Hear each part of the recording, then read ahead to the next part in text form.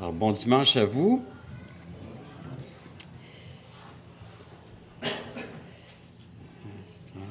Voilà.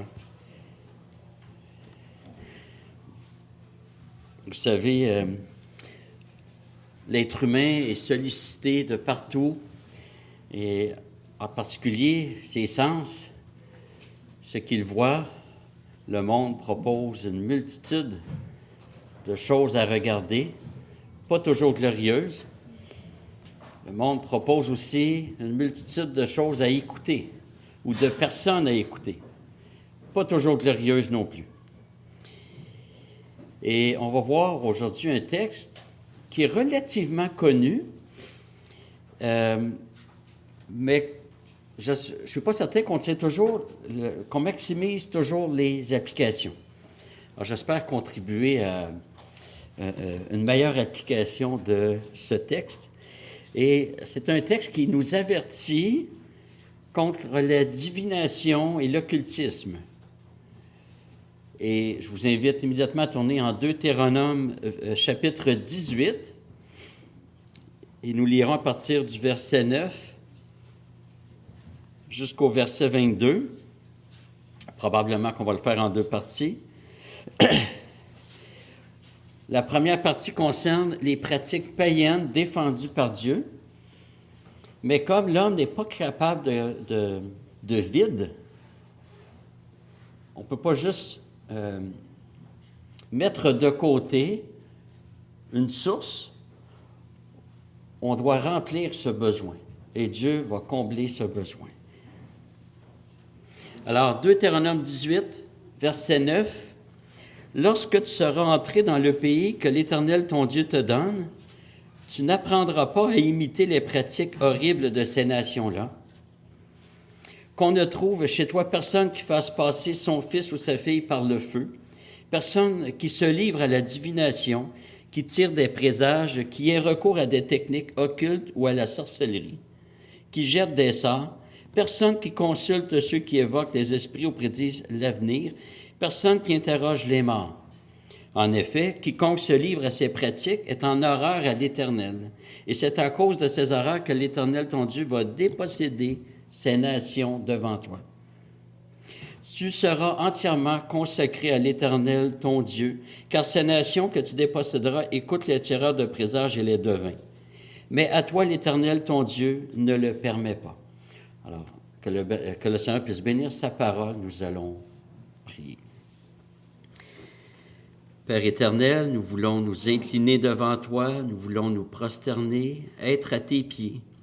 Seigneur, nous voulons prendre la position, la posture du disciple. Nous voulons tendre l'oreille vers toi. Nous constatons, Seigneur, que non seulement tu nous révèles de bonnes choses dans ta parole, mais tu prononces aussi un verdict contre tout ce qui est mauvais. Tout ce qui est péché, tout ce qui est mensonge, tout ce qui est supercherie, toutes les tactiques sataniques pour égarer l'homme. Seigneur, c'est en toi que nous voulons puiser. Et Seigneur, que tu puisses tourner nos pensées, nos cœurs vers toi, vers ta bonne parole. Et nous te prions, Seigneur, nous te supplions que ton Saint-Esprit puisse appliquer ta parole dans nos cœurs.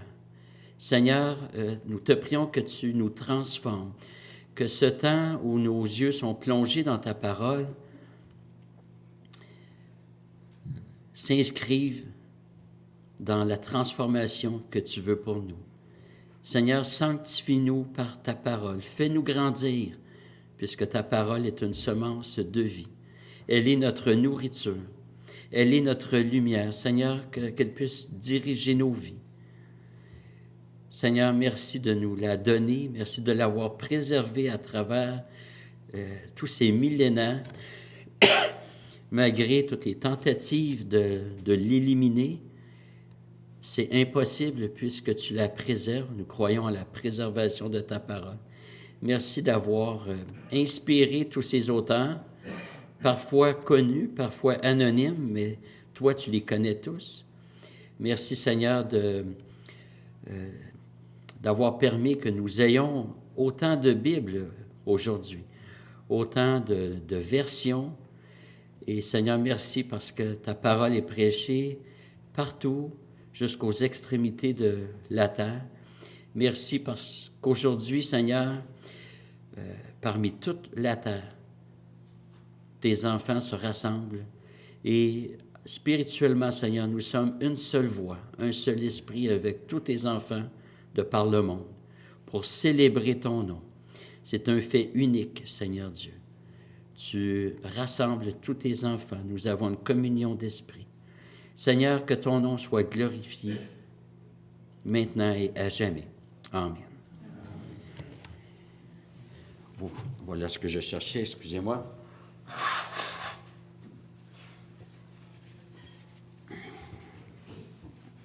Alors, au verset 9, nous voyons que le peuple de Dieu s'apprête à entrer en terre promise. C'est toujours important lorsque nous lisons la parole de pouvoir situer l'événement dans la grande histoire. Sinon, on risque d'être perdu un peu. Hein? C'est Dieu dit, je vous ferai sortir de ce pays. Si le peuple est en Égypte, c'est une bénédiction. Si le peuple est dans la terre promise, puis Dieu dit, je vous fais sortir de ce pays, c'est une malédiction. C'est bon de situer où le récit se trouve dans la grande histoire de la rédemption. Et avant que le peuple entre en terre promise, Dieu donne des directives. Quand j'étais très jeune et qu'on se rendait, par exemple, chez mes grands-parents qui étaient âgés ou chez une grande-tante, dans la voiture, juste avant d'arriver, mes parents prenaient la pause puis disaient là, c'est des personnes âgées, on vous demande de faire attention, voici comment ça... Hein? Et le peuple donc Dieu fait cela avec son peuple, non pas pour les mêmes raisons, mais pour dire, vous vous apprêtez à entrer dans la terre promise, une terre où j'ai promis la bénédiction, mais on ne vit pas de n'importe quelle façon dans cette terre-là. Et il y avait, dans cette terre qu'on appelait Canaan, hein, il y avait des pratiques. Et Dieu décide de déposséder les Cananéens, c'est-à-dire il va leur ôter le pays.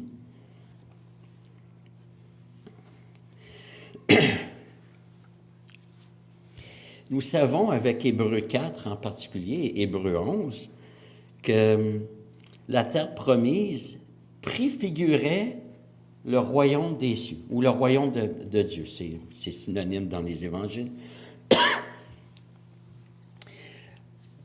Et que présentement, nous avons un pied dans la nouvelle création.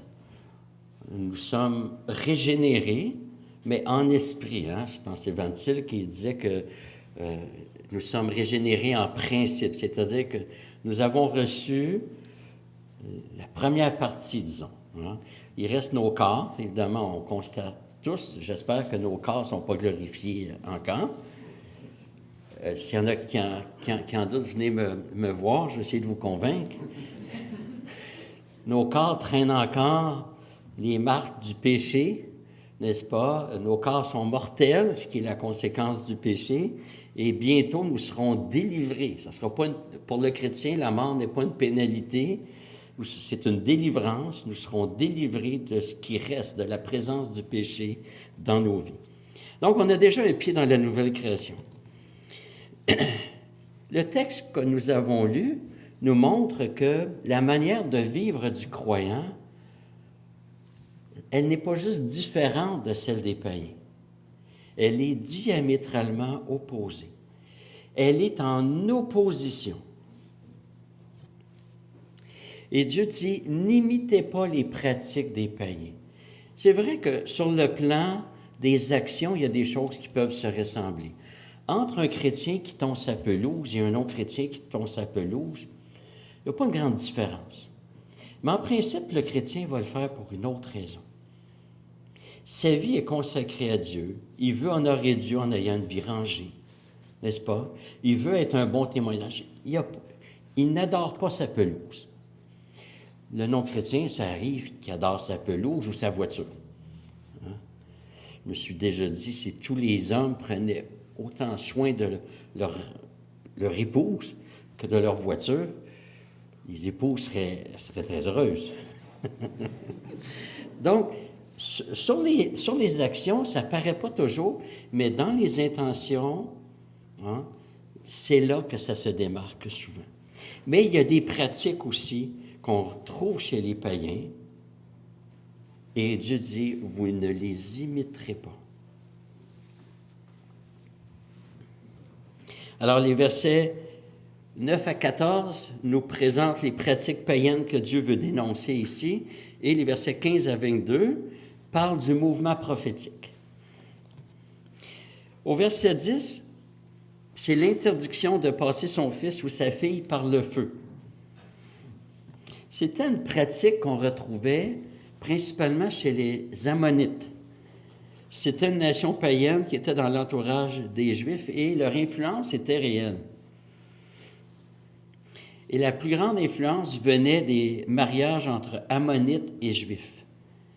Si jamais il y en a ici qui ne sont pas mariés, peu importe votre âge, c'est une interdiction de marier. Si vous êtes chrétien, c'est une interdiction de marier, d'avoir un conjoint non chrétien. Et c'est un drame. Elle est peut-être bien cute, il est peut-être bien gentil, mais c'est un drame.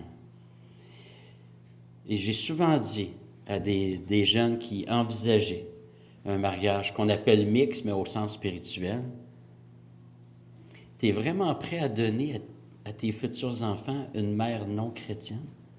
Tu es vraiment prêt à ça? C'est à peu près la meilleure façon pour t'assurer que tes enfants ne viennent pas à l'Évangile. Parce que c'est presque toujours, le non-chrétien va toujours refuser les compromis. Il est ennemi de Dieu. Il va toujours tirer pour l'éducation des enfants. Il va vouloir permettre des choses aux enfants. Il risque de... Parce que ce n'est pas la même base de réflexion. Nous, c'est l'Écriture.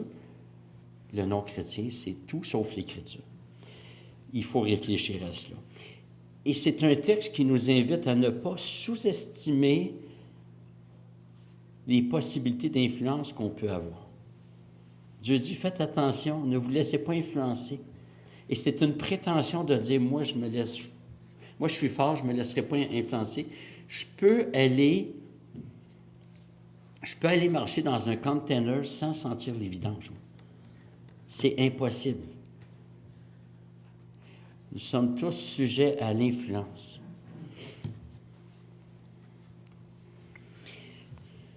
On remarque que les pratiques païennes sont toujours des institutions divines, mais corrompues. C'est toujours des institutions divines, mais corrompues. Il y a une interdiction de blasphémer dans la Bible. Dieu a dit de ne pas blasphémer.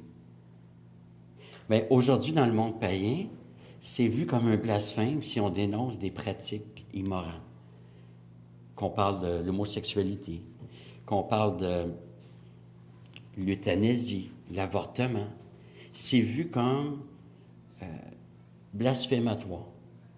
Et je pense que c'est en France. Il y a un chrétien qui est emprisonné maintenant parce qu'il a dénoncé l'homosexualité.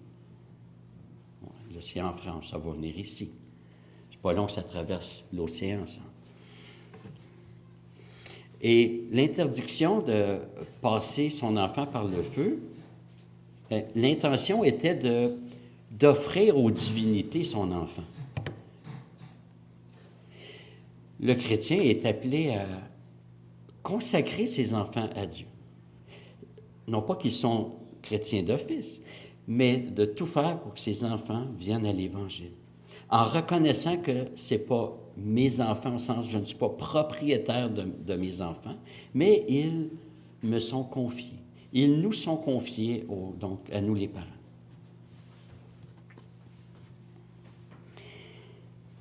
Peut-être que certains diront, ben, aujourd'hui, il n'y a pas de danger, on ne voit pas ça, offrir ses enfants, sacrifier ses enfants au feu.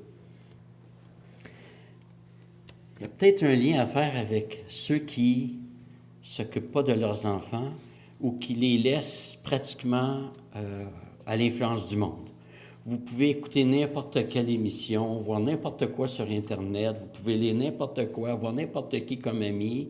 On les expose à n'importe quoi. Et si on les dirige vers l'enfer comme ça, on n'est pas loin de les sacrifier au feu. Nous avons tous une responsabilité parentale. Nous avons tous une responsabilité envers les jeunes. Les jeunes, ce sont des âmes qui sont confiées. Et Dieu confie ce qu'il y a à peu près de plus précieux, là. Il nous confie cela. C'est pas un enfant, c'est pas un être de second ordre à dire « débarrasse, va donc jouer ailleurs ». On aime les enfants, on les entoure, on en prend soin, on parle avec eux, on veut pratiquement sculpter leurs pensées.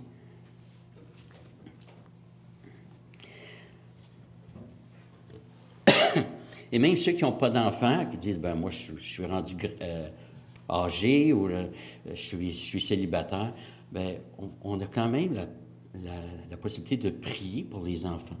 Les entourer aussi, prier pour les parents. Nous, dans notre liste de requêtes, c'est une des premières requêtes, sinon la première. Prier pour les parents, c'est tellement important. La suite du verset 10 et le verset 11 dénoncent les pratiques divinatoires. La divination, les présages, les techniques occultes, la sorcellerie, la consultation des personnes décédées. Ces pratiques consistent à vouloir lire l'avenir et énoncer des oracles par une sorte d'inspiration de souffle prétendu divin. Il y a longtemps, je me suis retenu pour ne pas aller voir une diseuse de bonne aventure pour lui dire « Si vous persévérez dans vos voies, moi, je vais vous prédire votre avenir. »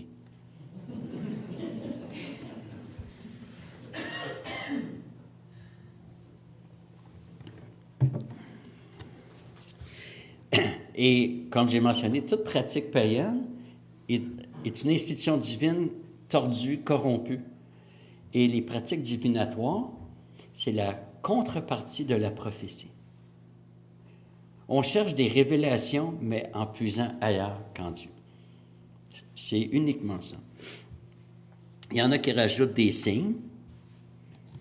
Quand j'étais jeune, on disait qu'échapper un couteau, ça signifiait qu'un homme allait visiter. Hein? Je vois des gens. Imagine, on espérait juste pas échapper la coutellerie au complet. Le texte de Deutéronome 18 ne cherche pas à présenter une liste exhaustive de ce qui est défendu. C'est-à-dire, on ne pourrait pas dire, moi, j'ai une pratique qui n'est pas là-dedans, donc je suis correct. Comme dans plusieurs listes de la Bible, c'est plutôt qu'on cherche avec plusieurs éléments à cerner une pratique. Galates 5, 22, contrairement à ce que certains chrétiens pensent, ce ne sont pas plusieurs fruits de l'esprit, mais voici le fruit de l'esprit. La paix, la joie, la patience, c'est le fruit. C'est un seul fruit, mais avec plusieurs vertus, on tente de cerner ce qu'est le fruit. Et il y a plusieurs listes comme ça. Et Moïse en énumère suffisamment pour qu'on puisse comprendre le principe. En fait, c'est toute recherche de révélation en dehors de ce que Dieu a institué.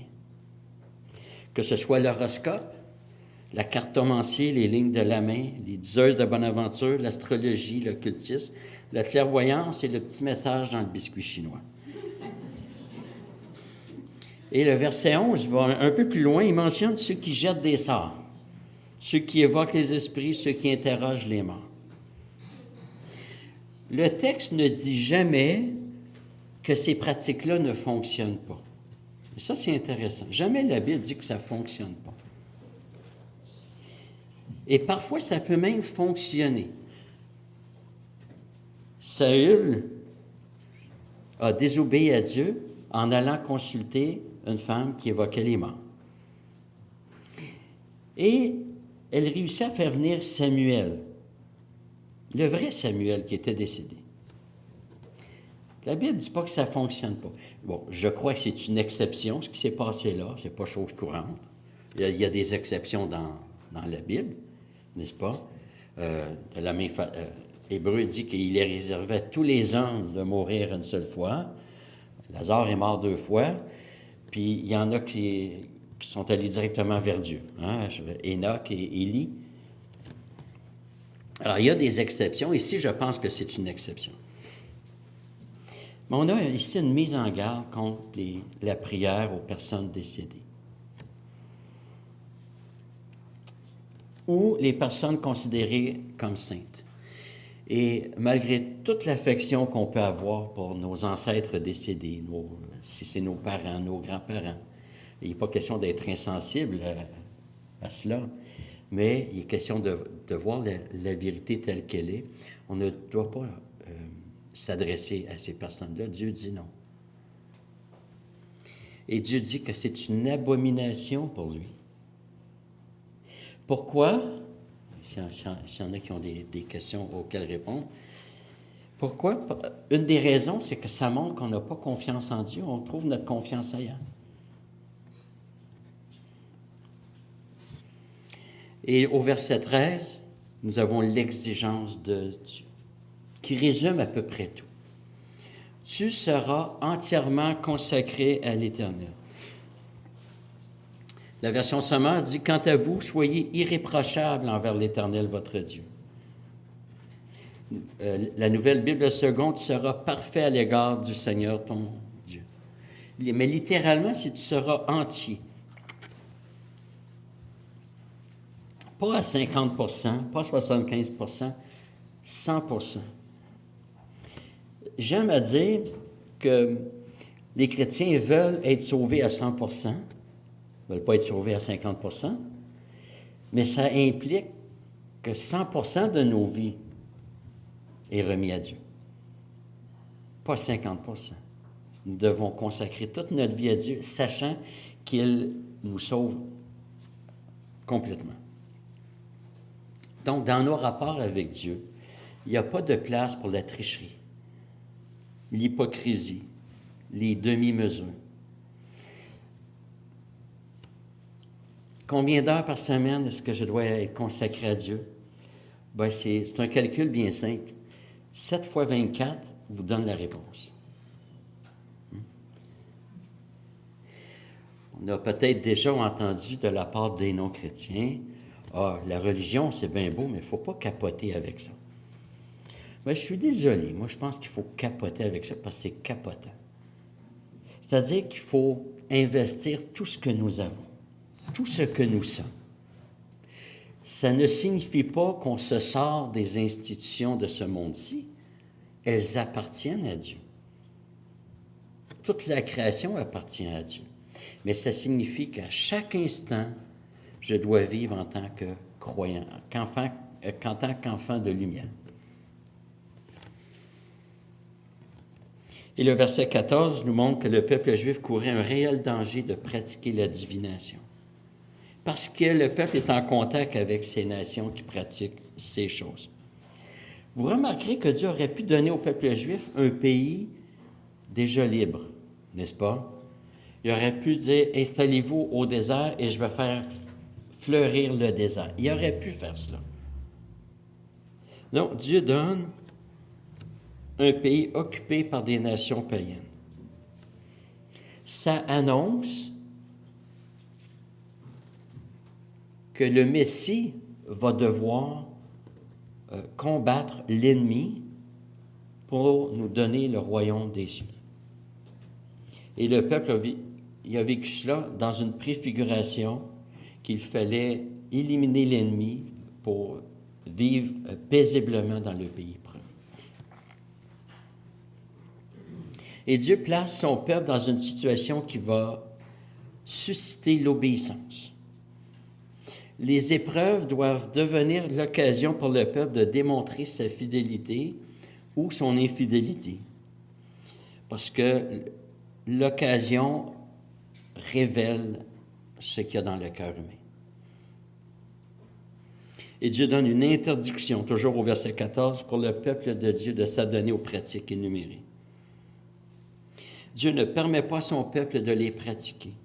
Les Cananéens recherchaient pas juste l'avenir, mais la sagesse aussi, la direction, quelle décision je dois prendre, par des pratiques comme cela. Ça fait pas si longtemps, quand j'étais jeune, je voyais des pratiques, par exemple, des personnes qui lisaient, c'est-à-dire, ils buvaient une tasse de thé, puis au fond, il reste toujours une forme, et ils interprétaient cela comme on interprète les lignes de la main.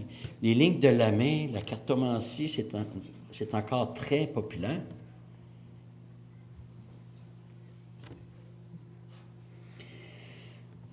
Tout cela, un autre élément de réponse, constitue une confiance dans des choses créées et la folie de croire que le hasard est dirigé, mais pas par Dieu. C'est complètement fou. C'est pas Dieu, c'est du hasard, mais ça me donne une direction. Mais si le hasard est dirigé, c'est plus du hasard, n'est-ce pas? Puis si le hasard est dirigé, par qui est-il dirigé? C'est par Dieu. Bon, mais tournons-nous vers Dieu. Mais non, la folie de l'homme, c'est je cherche en dehors de Dieu.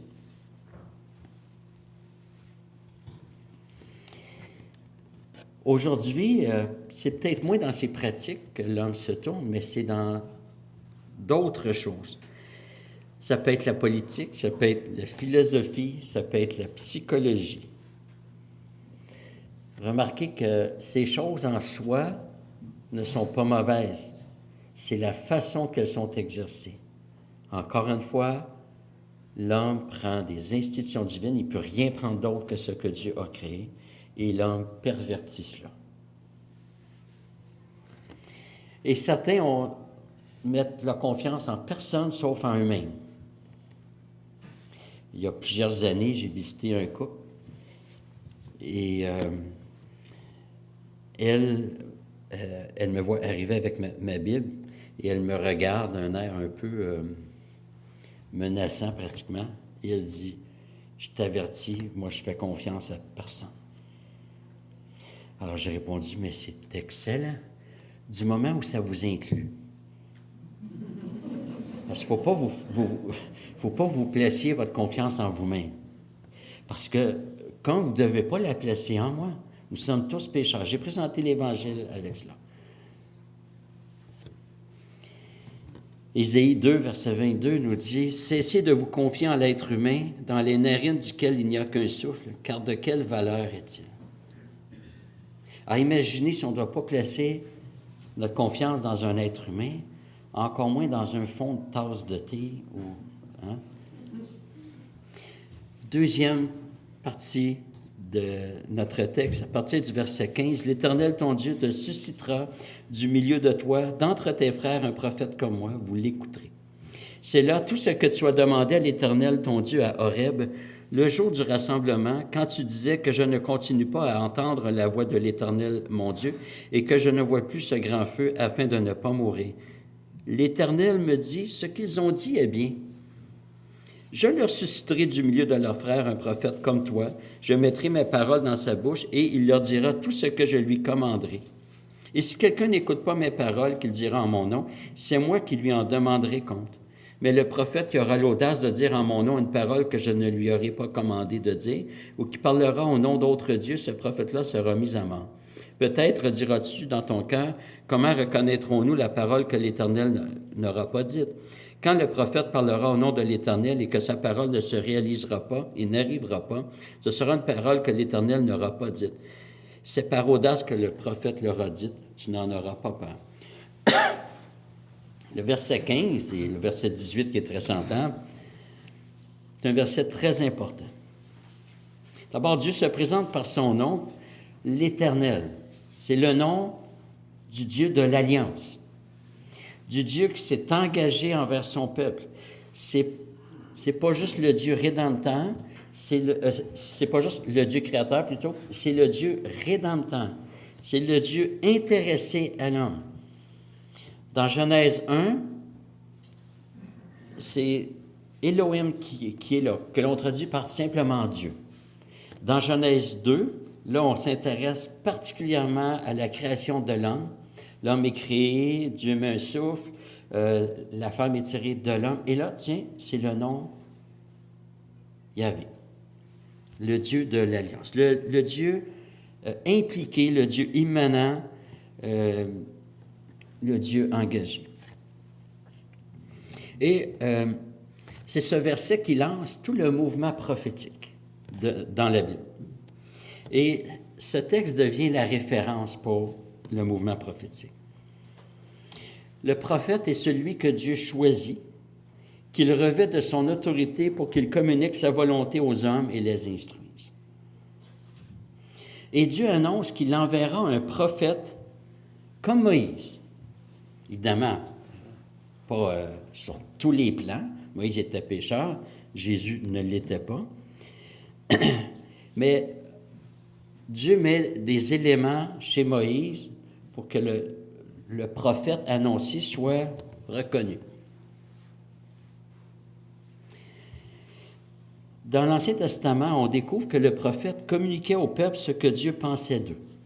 Donc, il dénonçait le péché, condamnait l'hypocrisie et l'injustice. Du coup, il annonçait le jugement de Dieu sur le péché. Le prophète rappelait aussi la loi de Dieu. Quand on lit les prophètes, les 16 prophètes là, à partir d'Ésaïe, c'est ce que l'on voit. Constamment, c'est un rappel de la loi. Vous avez abandonné la loi, vous avez rompu l'alliance, etc. Et le dernier élément du message prophétique, c'était il y a un Messie à venir. Donc, la loi de Dieu, elle est là. Vous la transgressez. Votre seul espoir, c'est de vous tourner vers le Christ.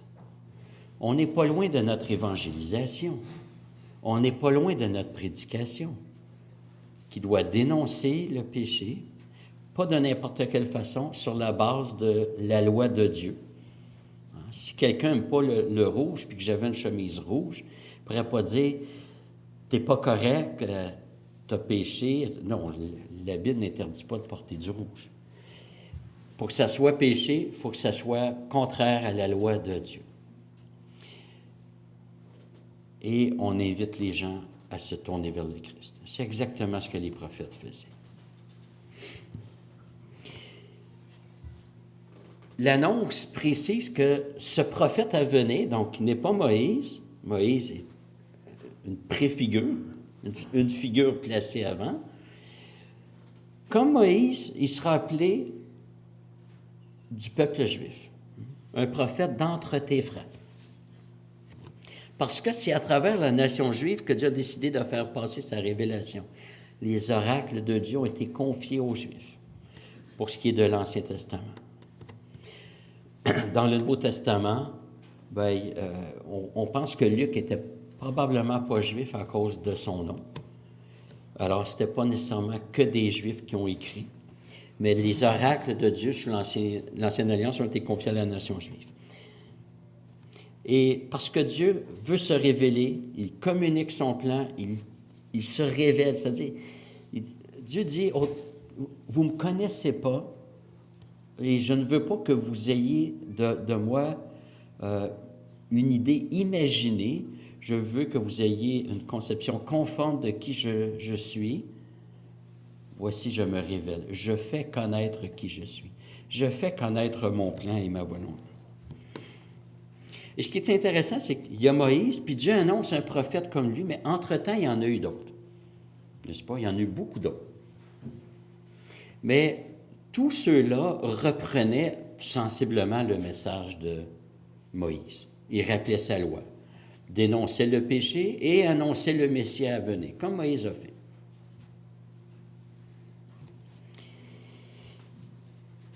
Le verset 16 nous donne une information très intéressante qui fait référence à un événement particulier qui s'est passé à Horeb. Horeb qui est synonyme de Sinaï, c'est la montagne où Dieu avait communiqué sa loi. Et dans Deutéronome 5, les versets 6 à 22 présentent les 10 commandements. Et je voulais, à partir du verset 23, donc Deutéronome 5, 23, et c'est Dieu qui parle, « Après avoir entendu la voix du milieu des ténèbres, et tandis que la montagne est embrasée, vous vous êtes approchés de moi avec tous vos chefs de tribus et vos anciens. Et vous avez dit, voici que l'Éternel, notre Dieu, nous a fait voir sa gloire et sa grandeur. Et nous avons entendu sa voix du milieu du feu. Aujourd'hui, nous avons vu que Dieu peut parler à l'homme et que celui-ci peut rester vivant. » Verset 25. « Et maintenant, pourquoi mourrions-nous? Car ce grand feu nous dévorera. Si nous continuons à entendre la voix de l'Éternel, notre Dieu, nous mourrons. Quel est l'homme, en effet, qui ait jamais entendu, comme nous, la voix de Dieu vivant parlant du milieu du feu et qui soit resté vivant? » Le peuple de Dieu n'en peut plus. Il s'adresse à Moïse. Il ne s'adresse pas à Dieu. Il s'adresse à Moïse. Verset 27. « Approche-toi, écoute tout ce que dira l'Éternel, notre Dieu, et toi, tu nous diras tout ce que l'Éternel, notre Dieu, t'aura dit. Nous écouterons et nous le ferons. » Le peuple demande un médiateur. Il dit, on n'est pas capable de dealer avec Dieu directement. On a besoin d'un médiateur. Le peuple est conscient de son péché.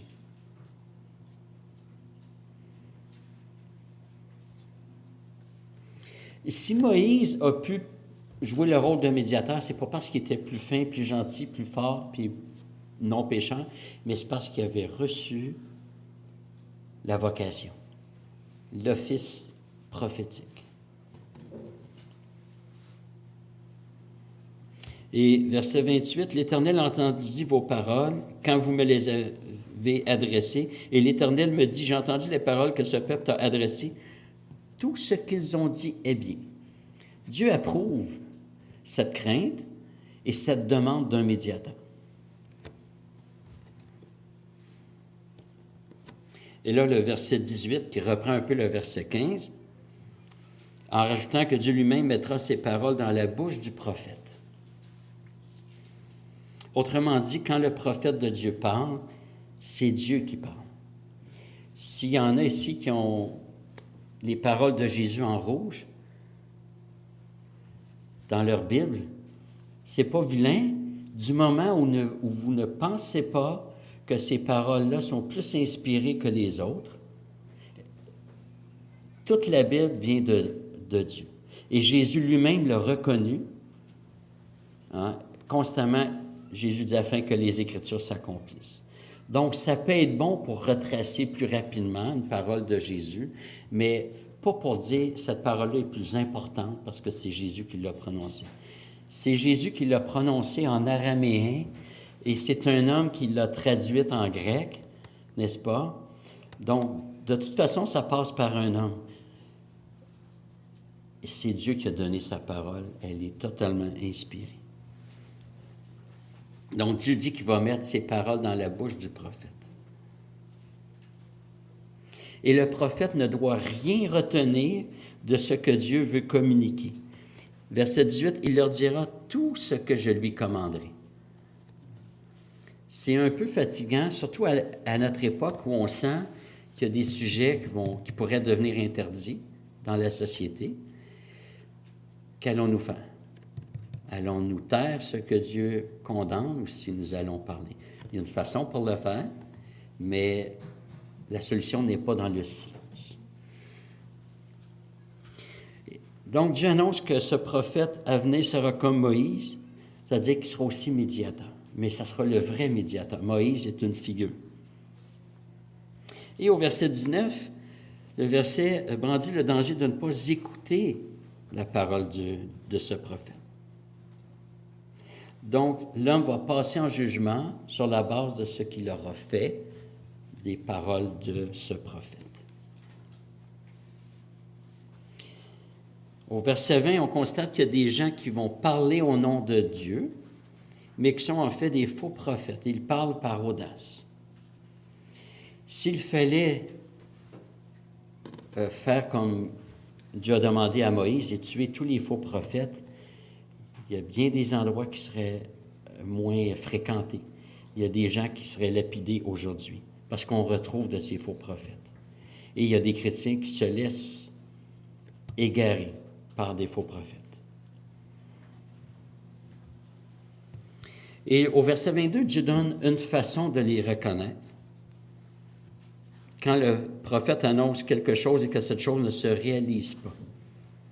Dieu dit premièrement de ne pas craindre ce qu'ils disent. Hein? N'ayez pas peur, c'est des paroles vides, c'est un faux prophète. Combien de fois on a entendu la fin du monde? Je pense que c'est l'an passé même qu'un pasteur avait dit cela. Puis c'est pas la première fois que dans une église, on annonce la fin du monde ou on annonce quelque chose. Il y a quelques années, un autre pasteur a dit, « Le Seigneur m'a dit que si je ne reçois pas, je pense que c'est 1 million de dollars du monde chrétien en général qui va mourir. » Bon, moi, je ne souhaitais pas sa mort nécessairement, là, c'est pas à moi à souhaiter cela, mais je n'ai pas contribué à le garder en vie. N'est-ce pas? C'est de la fausse prophétie. Et c'est horrible, la fausse prophétie. Si je pars de votre église et que je dis Jean-Marc m'a dit telle et telle chose, puis que c'est pas vrai, Jean-Marc aurait raison d'être fâché après moi. De dire, écoute, t'as pas d'affaire à prendre mon nom puis de dire n'importe quoi. Imaginez maintenant avec Dieu. Parfois même, il peut y avoir un faux prophète qui dise quelque chose et que la chose arrive, mais que ce soit quand même un faux prophète.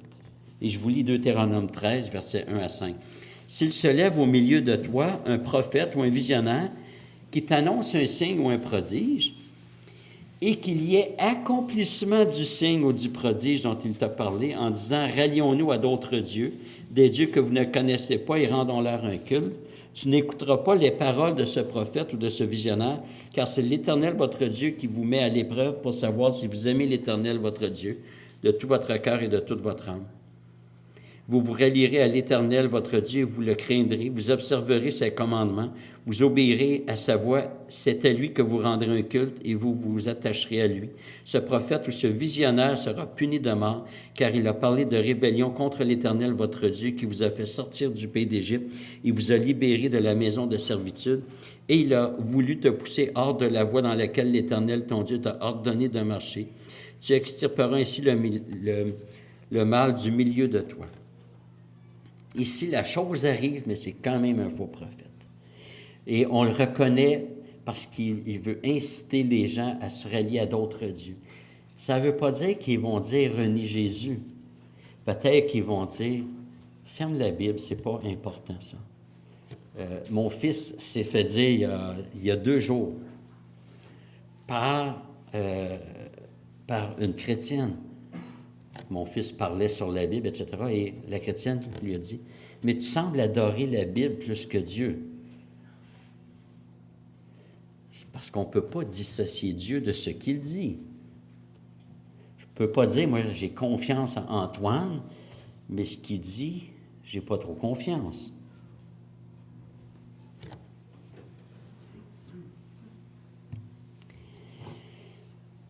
Maintenant, quelques éléments de théologie. Le prophète annoncé, c'est Jésus-Christ. Le texte et tout le mouvement prophétique prépare, on sent le bouillonnement dans l'Ancien Testament, le bouillonnement de quelqu'un qui s'en vient accomplir tout le plan de Dieu, y compris le courant prophétique, et c'est Jésus-Christ. Il est le prophète. Et c'était dans l'attente messianique. Jean 6, 14, ces gens, à la vue du miracle que Jésus avait fait, disait vraiment c'est lui, le prophète qui vient dans le monde. Et ce qui est intéressant, c'est que dans la pensée juive, le prophète allait se reconnaître au miracle qu'il allait faire. Et je pense que c'est, pour ceux qui ont fait de la théologie, je pense que c'est A.J. Young qui dit qu'il ferait sortir le fait que tous ceux qui ont fait des miracles dans l'Ancien Testament étaient prophètes, sauf Samson, je pense. Mais tous les autres avaient l'office prophétique. Jean 7,40, des gens de la foule, après avoir entendu ces paroles, disaient « Ceci est vraiment le prophète. » Les Juifs l'attendaient, mais ne l'ont pas écouté. Parce qu'ici, il y en a qui disent oui, mais on sait que globalement, la nation juive le rejette. Ils attendaient ce fameux prophète. Et ce fameux prophète, c'est vraiment Jésus-Christ et l'auteur de l'Épître aux Hébreux, dont vous avez une belle série ici. Il introduit son épître par cet élément. Après avoir autrefois à plusieurs reprises et de plusieurs manières parlé à nos pères par les prophètes, Dieu nous a parlé par le Fils en ces jours qui sont les derniers. Et littéralement, il faudrait pratiquement traduire que Dieu nous a parlé par celui qui a le statut de fils. Littéralement, c'est par un fils, mais pas comme article qui est indéfini, mais il nous a parlé par celui qui a le statut de fils. Donc, tous les prophètes qui ont précédé ils préparaient, mais le vrai prophète, c'est Jésus-Christ. D'ailleurs, il est plus que le messager, il est le message. Lui seul est le logos, c'est-à-dire la sagesse divine. Il communique ce qui est entendu directement de son Père. Ce qui s'est passé avant, c'est pas faux, mais c'était préparatoire. Et Dieu dit, je susciterai à eux. La Bible nous montre que c'est Dieu qui a envoyé son Fils. Du milieu de leurs frères, Jésus était juif. Un prophète comme toi, Jésus est le médiateur. Je mettrai mes paroles dans sa bouche, il leur dira tout ce que je lui commanderai. Jésus dit ceci, mes paroles ne viennent pas de moi, mais le Père qui m'a envoyé m'a commandé lui-même ce que je dois dire et ce dont je dois parler. Ce dont nous avons besoin, frères et sœurs, ce n'est pas le message dans le biscuit chinois, ce n'est pas l'horoscope, ce n'est pas la chiromancie, ce n'est pas la cartomancie, c'est la parole de Dieu. Et si vous voulez connaître votre avenir, puis que la parole ne vous dit pas clairement votre avenir, c'est parce que vous n'avez pas besoin de connaître votre avenir. Moi, j'aime à dire, je ne sais pas où je vais être dans un an, ni dans quelles conditions je vais être dans un an. Mais je sais où je vais être pour l'éternité, et dans quelles conditions je vais être pour l'éternité. Normalement, je connais bien mon avenir. Et c'est ça qui m'intéresse. Et je sais que, même si je ne connais pas les circonstances de ce qui va venir, je sais une chose. Le Seigneur est avec moi. Ai-je besoin d'autre chose? Parce que si je m'inquiète, puis je veux savoir autre chose, finalement, ça sera un manque de confiance en Dieu. Et peut-être un désir de vouloir changer l'avenir que je connais, donc je ne veux pas que ça m'arrive, je vais faire autre chose. Le Seigneur ne permet pas cela. La question est posée, où est-ce que je tends mon oreille? À quoi est-ce que je puise? Qu'est-ce que je considère comme la source de la vérité? Je dois abandonner tout ce qui n'est pas donné par Dieu, tout ce qui n'est pas selon Dieu. Je dois considérer qu'il n'y a rien de bon en dehors de ce que Dieu a donné à son peuple. Il n'y a que la Bible qui est la parole de vie. Tout le reste, tous les livres qui ont pu être écrits, même par ceux qui ont des belles, des sarraux blancs, le mur tapissé de diplômes, tout ce que ces gens peuvent écrire, finalement, c'est mort. Parce que c'est des morts qui l'écrivent, c'est mort. Il n'y a que la parole de Dieu qui donne la vie. Je ne dois pas puiser aucune vérité en dehors de l'Écriture. Attention, si un diététiste dit qu'une pomme, c'est bon à manger, je ne peux pas dire il n'est pas chrétien, donc c'est faux. C'est pas ça. Mais il va tellement être limité, il ne peut pas dire si j'ai le droit d'arracher une pomme à l'arbre. Ça, c'est Dieu qui dit oui, manger. Et le non-chrétien ne prendra pas la pomme en rendant grâce à Dieu. Il va la prendre comme un égoïste. Donc, c'est très faible ce qu'il peut jeter comme lumière.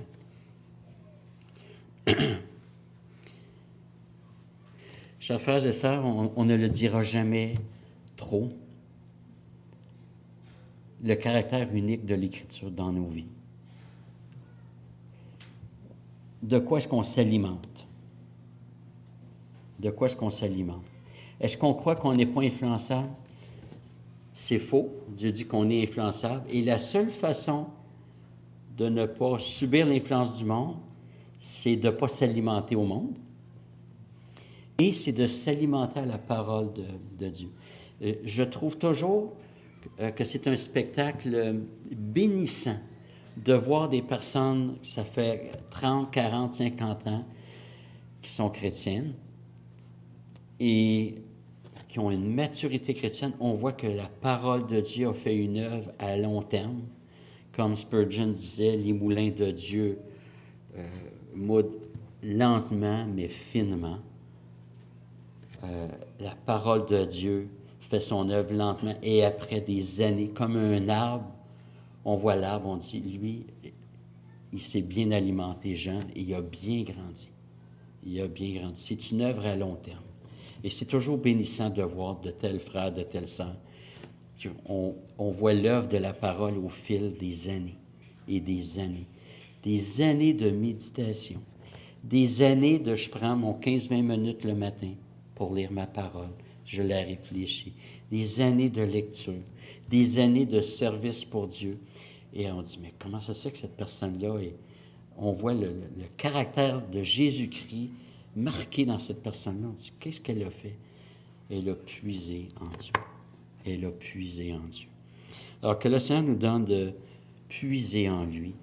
Ses ressources sont infinies, elles sont bonnes, parfaitement adaptées à nous. Que le Seigneur vous bénisse.